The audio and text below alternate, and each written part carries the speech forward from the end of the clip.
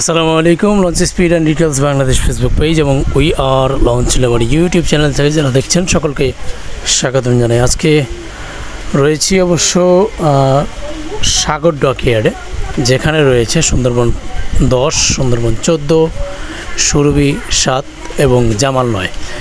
এই সকল নৌযানগুলোর টুকটাক কাজ চলমান রয়েছে, সেই সকল আপডেটগুলো তুলে ধরার চেষ্টা করবো। আশা করি পুরো ভিডিওতে আপনারা আমাদের সাথে থাকবেন। সুন্দরবন 10-এর আপডেট বেশ অনেক দিন যাবতীয় অনেকে চাচ্ছেন। সুন্দরবন 10 সংস্কার কাজের জন্য এই সাগর ডকইয়ার্ডে আনা হয়েছে অবশ্য। তো সেখানে টুকটাক সংস্কার কাজ করা হচ্ছে টুকিটাকি, তবে কাজ প্রথমে কয়েকদিন কাজ হলো, তারপরে কিন্তু কাজ আপাতত বন্ধ রয়েছে। তবে নৌযানটির যে যাবতীয় টুকটাক সংস্কার কাজগুলো রয়েছে, সেই সংস্কার কাজগুলোকে নৌযানটি আবারও পুনরায় কবে নাগাদ সার্ভিসে ফিরবে তা নিয়ে কিন্তু সংশয় রয়েছে।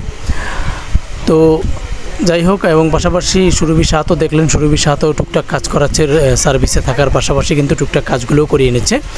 এবং জামাল 9 রয়েছে বোরহানুদ্দিন রুটের, যে নৌযানটির সাময়িক কিছু লাইটিংয়ের কাজ, পাশাপাশি টুকটাক কেবিনের সংস্কার কাজ করা হচ্ছে। পাশাপাশি পুরো নৌযানটিতেই কিন্তু রং ফ্লেমের কাজ চলছে, দেখতেই পাচ্ছেন। এই কাজগুলো সম্পন্ন করে নৌযানটি খুব শীঘ্রই আবারও পুনরায় ঢাকা গঙ্গাপুর বোরহানুদ্দিন রুটে ফিরবে। তবে এই নৌযানটির উপরে অনেকেই অবশ্য অভিযোগ রয়েছে, নৌযানটির সার্ভিস বেশি একটা ভালো নয়। তবে এবার সম্ভবত হয়তোবা যেহেতু রুটে কম্পিটিশন, তো সেই ক্ষেত্রে এবার হয়তোবা ভালো সার্ভিস দেওয়ার চেষ্টা করবে। কারণ মানিক এক যুক্ত হওয়ার পর থেকে কিন্তু মানিক এক কিন্তু বেশ ভালো সার্ভিসই দিচ্ছে।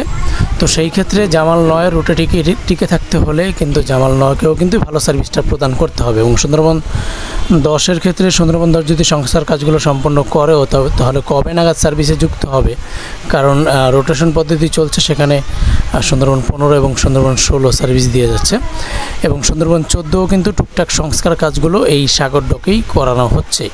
তো যাই হোক, আমরা প্রত্যাশা করি যেন এই নৌযানগুলো সার্ভিসে ফিরে ভালো সার্ভিস দেয়। সবাই ভালো থাকবেন, আল্লাহ হাফেজ।